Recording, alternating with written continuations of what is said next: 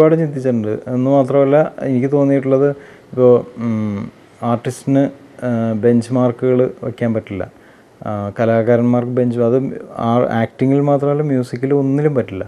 ഒരു bench mark വയ്ക്കാൻ പറ്റില്ല. ഇപ്പോൾ ഒരു പാട്ട് വ്യത്യസ്തമായൊരു സിനിമയിലെ ഒരു പാട്ടും മറ്റൊരു വ്യത്യസ്തമായിട്ടുള്ള സിനിമയിലെ മറ്റൊരു കമ്പോസർ കമ്പോസ് ചെയ്ത് മറ്റൊരു പാട്ടും തമ്മിൽ എങ്ങനെ കമ്പയർ ചെയ്യാൻ പറ്റും?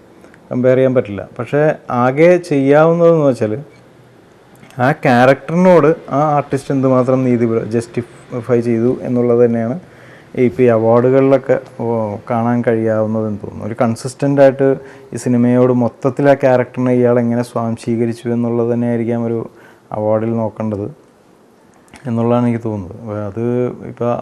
ഇപ്പോൾ ഇയാൾക്ക് കിട്ടിയില്ല, മറ്റൊരാൾക്ക് കിട്ടിയില്ല, മറ്റേ അവാർഡിൽ ഇയാൾക്കാണ് കിട്ടിയത്, അത് ഓരോ ഇത് ഇരിക്കുന്നത് മനുഷ്യർ തന്നെയാണ്. അവരുടെ സെൻസിറ്റിവിറ്റി, അവരുടെ പെർസെപ്ഷൻ, അവരുടെ എക്സ്പീരിയൻസ്, അവരുടെ ഒരു ബയാസ്ഡ് ആയിട്ടുള്ളൊരു ഇതുണ്ടല്ലോ, ഒരു പക്ഷപാതിത്വം എപ്പോഴും ഉണ്ടാവും. അത് പേഴ്സണലി അല്ല, ക്യാരക്ടറിനോടും അല്ലെങ്കിൽ ചില പെർഫോമൻസിൻ്റെ അതിൻ്റെ ഒരു തീവ്രതയോടൊക്കെ ഇയാൾക്കൊരു സെൻസിറ്റിവിറ്റി ഉണ്ടാവും. അതൊക്കെ വെച്ചിട്ടൊക്കെയാണ് ഇത് അളക്കുന്നത്. അത് അവസാനമാക്കില്ല.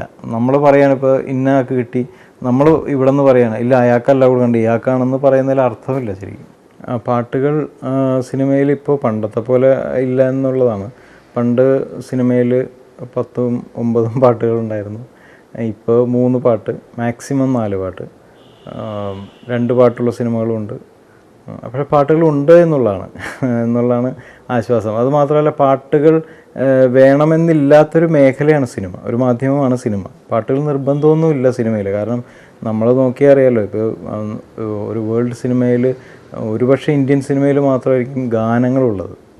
അപ്പോൾ ഗാനങ്ങൾ അത് മോശമാണെന്നുള്ളതല്ല, ഒരു തികച്ചും അൺറിയലായിട്ടുള്ളൊരു മാധ്യമമാണ് സിനിമ. അപ്പോൾ അതിൽ ഗാനങ്ങളാകാം. ഇപ്പോൾ എത്രയോ കലാരൂപങ്ങളിൽ ഗാനങ്ങളുണ്ട്. ഇപ്പോൾ ഓപ്പറയിലുണ്ട്, കഥകളിയിലുണ്ട് ഗാനങ്ങൾ, അപ്പോൾ നാടകത്തിലുണ്ട്. ഗാനം കൊണ്ട് സംസാരിക്കുന്ന മാധ്യമമാണ് ഓപ്പറ എന്ന് പറയുന്നത്.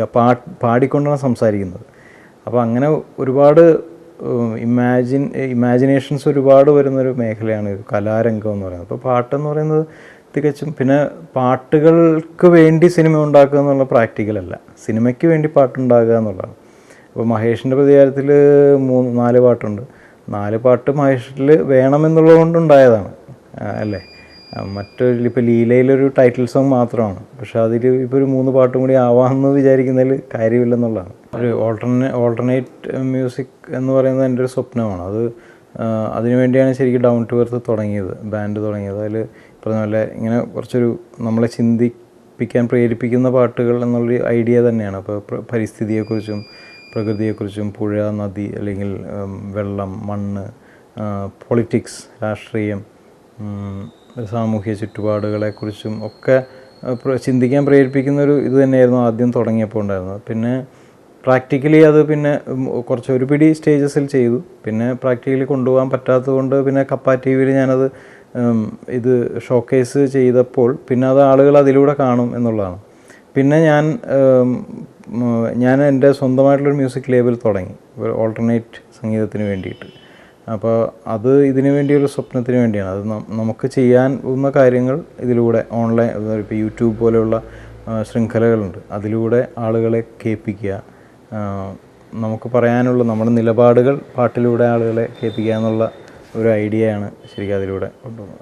മകള് പാടിയത് ശരിക്ക് എൻ്റെ പാട്ടുകളേക്കാൾ പുറത്തു നിന്നുള്ള മ്യൂസിക് ഡയറക്ടേഴ്സിൻ്റെ ആണെന്നുള്ളതാണ് സന്തോഷം തരുന്നത്. അത് ആദ്യമായിട്ട് അവൾ പാടിയത് കുഞ്ഞിരാമായണം എന്ന് പറയുന്ന സിനിമയിലാണ്. അതിൻ്റെ സംഗീതം ജസ്റ്റിൻ പ്രഭാകർ എന്ന് പറയുന്ന മ്യൂസിക് ഡയറക്ടറാണ് പാട്ടെഴുതിയ മനു മഞ്ജിത്താണ് ശരിക്കും ആ പാട്ട് പാടാൻ അവളെ വിളിച്ചത്. രണ്ടാമത് ആടുപുലിയാട്ടം എന്ന് പറയുന്ന സിനിമയിൽ രതീഷ് വേഗ ചെയ്തൊരു പാട്ടാണ് പാടിയത്. അപ്പോൾ അങ്ങനെ സജീവൻ മകനും ഇടയ്ക്ക് ചില പടങ്ങളിൽ പാടുന്നുണ്ട്, ചെറിയ അവർക്കുണ്ടാകുന്ന രീതിയിൽ പാടുന്നുണ്ട്. ഇനി ചെയ്യാനുള്ളത് ചിത്രങ്ങൾ ജിബു ജേക്കബ് എന്ന് പറയുന്ന സംവിധായകൻ്റെ വെള്ളിമൂങ്ങ ചെയ്ത അദ്ദേഹത്തിൻ്റെ സിനിമയാണ്. ശ്രീ മോഹൻലാൽ സാറാണ് അത് അഭിനയിക്കുന്നത്. അതിൽ 2 പാട്ടുകൾ ചെയ്തിട്ടുണ്ട്. പിന്നെ അതിനുശേഷം ബ്യൂട്ടിഫുൾ ഗെയിം എന്ന് പറഞ്ഞിട്ട് ജമേഷ് കോട്ടയ്ക്കൽ എന്ന് പറയുന്ന പ്രശസ്തനായിട്ടുള്ള ഫോട്ടോഗ്രാഫർ അദ്ദേഹം ചെയ്യുന്ന സിനിമയാണ്. അതിൽ പാട്ടുകൾ ചെയ്യുന്നുണ്ട്. പിന്നെ മധുപാലേട്ടൻ്റെ സിനിമ വരുന്നു.